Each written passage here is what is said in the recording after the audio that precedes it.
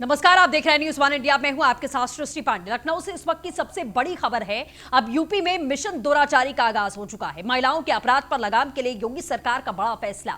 CA की तर्ज पर छेड़खानी करने वालों के पोस्टर लगेंगे। सरेराह छेड़खानी करने वाले शौदों के खिलाफ में सीएम योगी आदित्यनाथ अब बड़ी कार्रवाई करेंगे। ऐसे अपराधियों दुराचारियों के मददगारों के भी नाम उजागर करो, सीएम ने साफ कहा है। प्रदेश में कहीं भी अगर छेड़खानी होती है तो क्षेत्र के अधिकारी जिम्मेदार होंगे। संबंधित बीट इंचार्ज, चौकी इंचार्ज, थाना प्रभारी, सीओ इसकी जिम्मेदारी लेंगे। मिशन दुराचारी में दिया जाएगा महिला पुलिस कर्मचारियों को जिम्मा।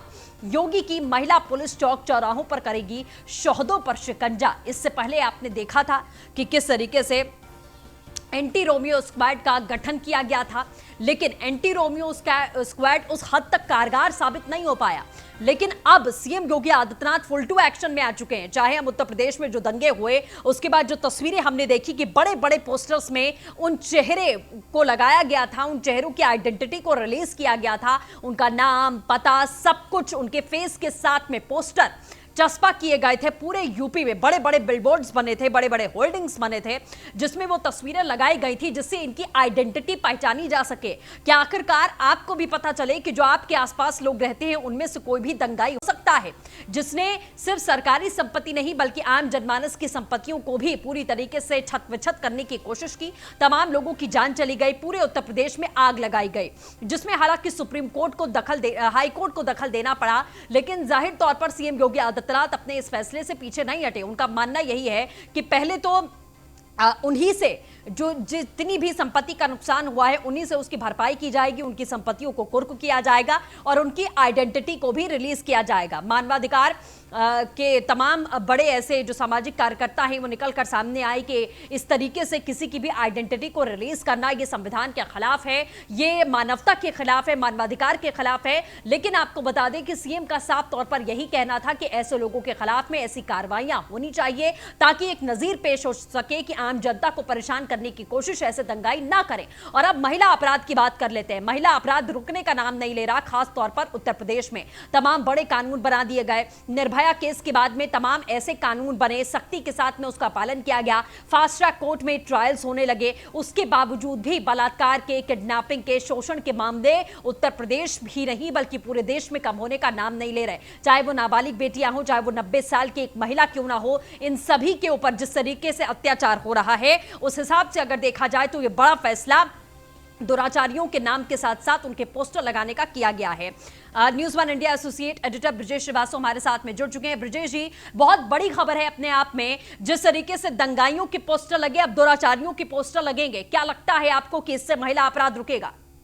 देखिए, सबसे बड़ी बात सृष्टि यह है कि अगर सामाजिक बहिष्कार नहीं होगा तब तक इस तरह की घटनाओं पर रोक नहीं लगेगी जी। इससे पहले भी इस तरह के तमाम ऐसे एक्टिविटीज पुलिस द्वारा की जाती रही हैं कि जो दुराचारी थे उनके सामाजिक बहिष्कार के लिए उनका मुंह काला करके, उनको गधे पर बिठा करके या उनका सर मुड़वा करके उनको पूरे शहर में घुमाया जाता था। लेकिन उसके बाद इसको लेकर के कई ऑब्जेक्शन क्रिएट हुए कि आप किसी आरोपी के साथ कैसे ऐसे कर सकते हो। हाँ। इस बात की क्या, अगर जरूरी नहीं है कि जिस पर आरोप लगे हैं वो आरोपी ही हो जाए, वो गुनहगार ही हो जाए, जब तक आरोप सिद्ध नहीं होते। तो इस तरह के तमाम ऐसे अवरोध थे जिसकी वजह से फिर बाद में ये परंपरा बीच में बंद हो गई। हाँ। लेकिन अब जिस तरीके से दुराचार की बाढ़ आई है, मासूम बच्चियों के साथ दुराचार के एक से एक जो है तमाम मामले सामने आते हैं। अब उसको लेकर के ऑपरेशन दुराचारी उत्तर प्रदेश में अब लॉन्च किया गया है और सबसे बड़ी बात यह कि पुलिस को इसके लिए फ्री हैंड दिया गया है। हाँ।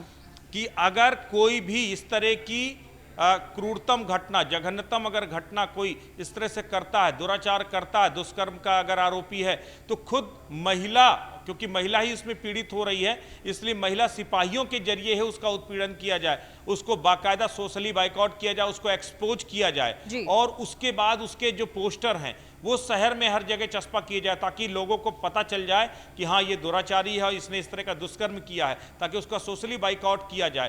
तभी इस तरह की घटनाओं पर रोक लगेगी। अभी मजनुओं पर, मंचलों पर रोक लगाने के लिए जो है ऑपरेशन चलाया था योगी ने जो है, उसके बाद अब ऑपरेशन दुराचारी अब लॉन्च किया गया है। तो अब देखना यह है कि इस तरह के प्रयासों के जरिए, क्योंकि पुलिस केवल और केवल किसी आरोपी को केवल गिरफ्तार करके उसको कोर्ट में पेश करने बस के लिए नहीं है, बल्कि पुलिस का काम यह भी है कि उसका सोशली बाइकआउट करके, ताकि इस तरह के जो अपराध हो रहे हैं उस पनपने से पहले रोका जाए।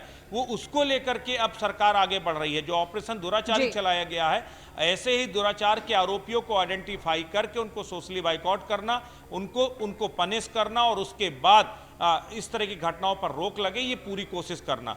तो अब देखना ये होगा कि उत्तर प्रदेश में जिस तरह से आप लोगों ने अलग अलग इलाकों में देखे कि बड़ी बड़ी घटनाएं सामने आई, कई 3-3 महीने की मासूम बच्चियों के साथ भी दुराचार जैसी घटनाएं सामने आई, तो वो वाकई में बेहद ही जो है शर्मनाक तस्वीर थी। और ऐसे में अब अगर ऑपरेशन दुराचारी जैसे कदम उठाए जा रहे हैं तो उम्मीद की जानी चाहिए कि इससे इस तरह के जो क्रूरतम अपराध हैं उसमें कुछ हद तक कमी आएगी। बिल्कुल ठीक है ब्रिजेश जी, आप बने रहे हमारे साथ। मैं फिर से रुक करूंगी आपका। अवनीश विद्यार्थी, news one India executive editor हमारे साथ में जुड़ चुके हैं। अवनीश जी, ऑपरेशन दुराचारी बड़े बढ़ चढ़कर इसका ऐलान किया गया है, महिला पुलिस कर्मचारियों को ही इसमें लगाया गया है कार्रवाई करने के लिए भी। क्या आप उनकी आइडेंटिटी को रिलीज करके उनका सामाजिक बहिष्कार होना बहुत जरूरी है, सिर्फ जेल नहीं बल्कि समाज में भी उनको इस तरीके की प्रताड़ना झेलने के लिए उन्हें छोड़ा जाए। लेकिन वाकई में लगता है कि क्या एंटी रोमियो स्क्वाड और ये ऑपरेशन दुराचारी, क्योंकि रोमियो स्क्वाड का क्या हुआ ये हम सभी ने देखा कि वो बहुत ऐसे समय पर एक्टिव होता है जब केसेस बहुत ज्यादा बढ़ जाते हैं, उसके पहले उसकी एक्टिवनेस नहीं देखी जाती है। तो क्या भरोसा इस ऑपरेशन दुराचारी पर हो पाएगा अवनीश जी? देखिए, जैसे जैसे आपराधिक घटनाओं का ग्राफ बढ़ता है, सरकार कई सारी घटनाओं का एक पूरा सिलसिला पाती है और सरकार को विपक्ष इन मुद्दों पर घेरता है, तब सरकार इन मामलों में कार्रवाई शुरू करती है। अभी हाल के दिनों में अगर आप देखें, जून, जुलाई और अगस्त के महीनों में महिलाओं से जुड़े हुए अपराध की घटनाएं काफी बढ़ी और कई सारी जगहों पर अलग अलग ऐसे मामले सामने आए जिनमें जो वहां पर स्थानीय अपराधी थे उनकी भूमिका दिखाई पड़ी। कई जगहों पर लव जिहाद जैसे मामले सामने आए। आपने देखा उत्तर प्रदेश के करीब 3-4 जिलों में एक पूरा सिलसिला मिला। कानपुर में तो करीब आधा दर्जन के आसपास केसेस मिले, लखीमपुर में, सीतापुर में, फर्रुखाबाद में, मुरादाबाद में, तमाम जगहों पर, इलाहाबाद में, तमाम जगहों पर इस तरह के वाकये सामने आए और सरकार को उन मामलों में SIT का गठन करना पड़ा आगे कार्रवाई के लिए। अब इसी तरीके का एक सिलसिला अलग अलग सेक्शन में, आप देखिए भ्रष्टाचार को लेकर के योगी सरकार ने एक ऑपरेशन शुरू किया उन तमाम माफियाओं के जो आपराधिक गतिविधियों में भी संलिप्त था। उन्होंने एक अवैध कारोबार का एक पूरा तंत्र खड़ा कर लिया उत्तर प्रदेश में, यानी वो करीब 10-20 हजार करोड़ रुपए का पूरा अवैध कारोबार है। तो उस कारोबार पर कैसे कंट्रोल हो, इसके लिए एक ऑपरेशन नेस्ते नाबूद शुरू किया गया। अब इसी तरीके से इन तमाम सौदों या इनको आपराधिक पेशेवर अपराधी हों, इनको लगाम लगाने के लिए इस तरह की कोशिश, ताकि महिलाएं सुरक्षित महसूस करें। तो ये कानून व्यवस्था उत्तर प्रदेश में बड़ा मुद्दा है। प्रशासनिक व्यवस्था को भी दुरुस्त करने के लिए और कानून व्यवस्था राजनीतिक मुद्दा भी है, उस मुद्दे पर सरकार न घिरे, इसलिए सरकार ने मिशन दुराचारी शुरू किया है। जी बिल्कुल, चलिए अवनीश जी बने रहे हमारे साथ। ब्रिजेश जी, एक सवाल है, जिस तरीके से अवनीश जी ने कहा कि जाहिर तौर पर ये राजनीतिक मुद्दा भी है, सामाजिक मुद्दा भी है और महिलाओं से जुड़ा हुआ है, इसलिए बहुत बड़ा मुद्दा है। लेकिन इससे पहले भी पुलिसिंग तो आखिरकार वही है। आपने एंटी रोमियो स्क्वाड का गठन किया, लेकिन उसका क्या हुआ यह आप बेहतर तरीके से जानते हैं। उस हद तक वो कारगर नहीं हो पाया जिस पर्पस के लिए उसको बनाया गया था।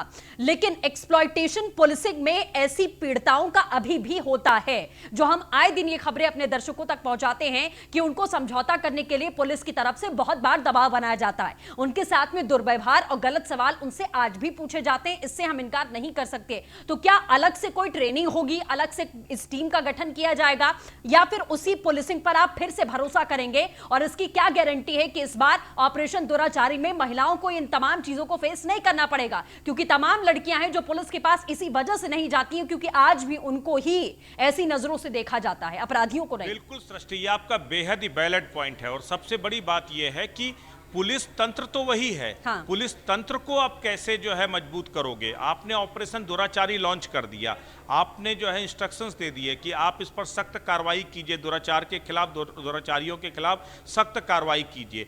लेकिन सबसे बड़ी बात यह कि काम तो वही पुलिस करेगी। तो यही इसीलिए जो कानून बनते हैं, जो ऑपरेशन बनते हैं, उन ऑपरेशन के जरिए कोशिश ये की जाती है कि उस पूरे महकमे को उस सिस्टम के अकॉर्डिंग मजबूर किया जाए काम करने के लिए। और खास करके जो सेंसिटिविटी है, खास करके जो महिलाओं के उत्पीड़न से जुड़े हुए मामले हैं, अभी लगातार खबरें आती हैं कि पता चला कोई बलात्कार पीड़िता है, वो खुद कई घंटों तक थाने में केवल जो है रिपोर्ट लिखाने के लिए बैठी रही। तो इस तरह के जो भी घटनाएं सामने आती हैं उसमें सख्त एक्शन खुद मुख्यमंत्री योगी आदित्यनाथ द्वारा लिया जाता है।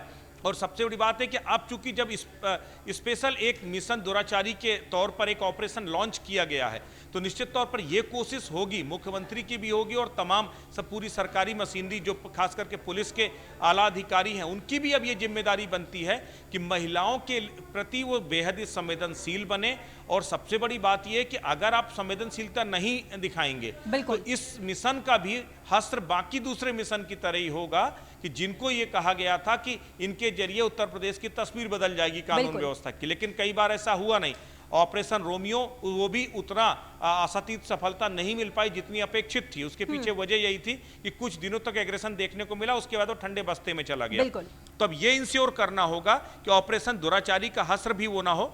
देखिए, मुख्यमंत्री की मंशा स्पष्ट है, उन्होंने साफ तौर पर अधिकारी को निर्देशित किया, सख्ती के साथ कहा है महिलाओं के खिलाफ अपराध में किसी भी तरीके की ढिलाई होगी तो आपके खिलाफ सख्त कार्रवाई होगी। अब सीएम के सख्त तेवर के बाद तस्वीर कितनी बदलेगी ये देखने वाली बात। बिल्कुल जाहिर तौर पर। चलिए ब्रिजेश जी, अवनीश जी, आप दोनों का हमारे साथ जुड़ने के लिए बहुत बहुत शुक्रिया। तो एक बड़ा ऑपरेशन एक बार फिर से लॉन्च हुआ है यूपी में सरकार की तरफ से। मंशा सीएम की बहुत साफ है, लेकिन पुलिसिंग पर भरोसा कैसे करेंगे, इसके लिए आपको श्योरिटी जरूर देनी पड़ेगी उन बेटियों को खास तौर पर, क्योंकि महिला समाज में जिस तरीके से ये उत्पीड़न महिलाओं का हो रहा है, ये सामाजिक राजनीतिक दोनों ही पहलुओं से सरकार के लिए साख का सवाल है। आगे बढ़ेंगे, लखनऊ से बड़ी खबर है जहां कृषि बिल पर सीएम योगी आदित्यनाथ का बड़ा बयान आ है। देश के किसानों की आमदनी बढ़ रही है, पीएम मोदी कर रहे हैं किसानों के लिए कार्य। सीएम योगी ने साफ कहा, पीएम मोदी के नेतृत्व की सरकार ने कृषि संबंधित बिल पास किए।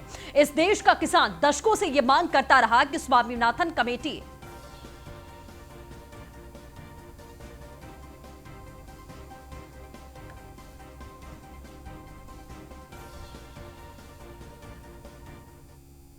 कोई ठोस और कड़ा फैसला लेने की हिम्मत नहीं कर पा रहे थे। हम सब आभारी हैं प्रधानमंत्री मोदी जी के, जिनके आने के बाद देश के अंदर किसानों के जीवन में क्रांतिकारी परिवर्तन आया है। हर एक क्षेत्र में व्यापक सुधार हुआ है और खासतौर पर किसानों के लिए, चाहे प्रधानमंत्री किसान फसल बीमा की योजना रही हो, प्रधानमंत्री कृषि सिंचाई की योजनाओं के सफल क्रियान्वयन के माध्यम से हर खेत तक पानी पहुंचाने की अभिनव योजना हो, प्रधानमंत्री कुसुम योजना के माध्यम से किसानों के बिजली के बिल को समाप्त करने और उसे सोलर पैनल के साथ जोड़ने की कार्रवाई हो, या कृषि इंफ्रास्ट्रक्चर के माध्यम से 1 लाख करोड़ रुपए के पैकेज की घोषणा, प्रधानमंत्री किसान सम्मान निधि के माध्यम से हर एक किसान को सालाना 6,000 रुपये की अतिरिक्त राशि उपलब्ध कराने की कार्रवाई हो, ये सभी स्वागत योग्य कदम थे। लेकिन किसान को उसके अनुसार लागत का 1.5 गुना से अधिक दाम मिल सके, ये सपना बना हुआ था। प्रधानमंत्री मोदी जी ने 24 जींस के 1.5 गुना से अधिक दाम दे करके देश के किसानों के जीवन में व्यापक खुशहाली लाने का काम किया और अभी कृषि बिल के माध्यम से इसे पारित करवा करके, संसद में पारित करवा करके प्रधानमंत्री मोदी जी ने किसान हितैषी वे निर्णय किए हैं जिन्हें दशकों से इंतजार था। कई दशक से लोग इस बात की मांग कर रहे थे, किसान इस बात की मांग कर रहे थे।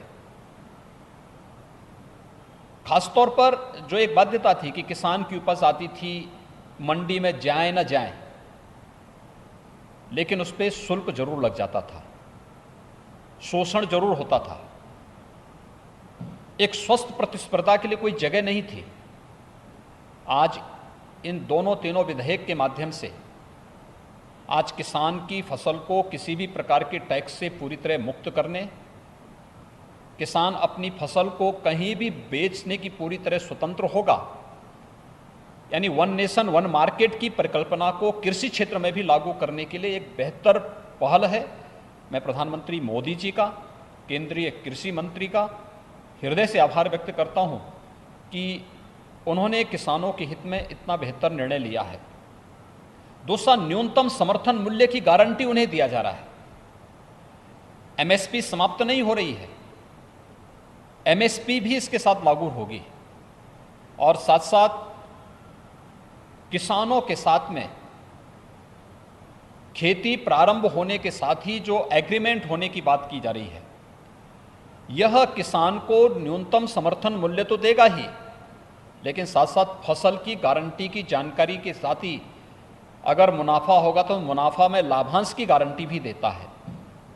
किसानों के जीवन में, किसानों की आमदनी को 2014 में दुगना करने की बात जो प्रधानमंत्री मोदी जी ने किया है, उसको साकार रूप से प्रदान करने की कार्रवाई का यह हिस्सा है।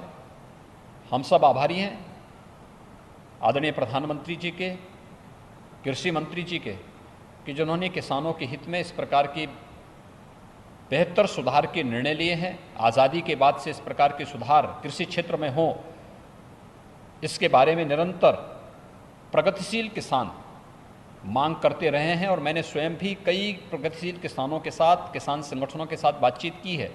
सभी ने मुक्त कंठ से इस बिल की, इन सभी जो बिल्स आए हैं संसद में, इन जो पास हुए हैं, इन सभी अधिनियमों का स्वागत किया है और इसे किसान हितैषी माना है, किसानों के जीवन में व्यापक परिवर्तन कारक माना है।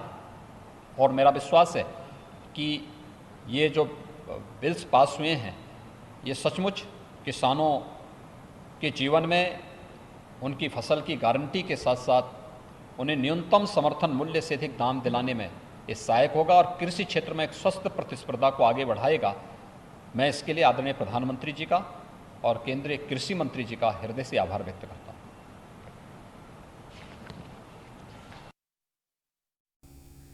तो सीएम योगी आदित्यनाथ को आप सुन रहे थे। एक बार फिर से उन्होंने कृषि बिल के संबंधित उन्होंने ये बातचीत की है साफ तौर पर कि प्रधानमंत्री मोदी को उन्होंने धन्यवाद दिया कि हमारे देश का किसान आगे बढ़ रहा है, लेकिन किसानों को भ्रमित करने की कोशिश विपक्ष लगातार कर रहा है।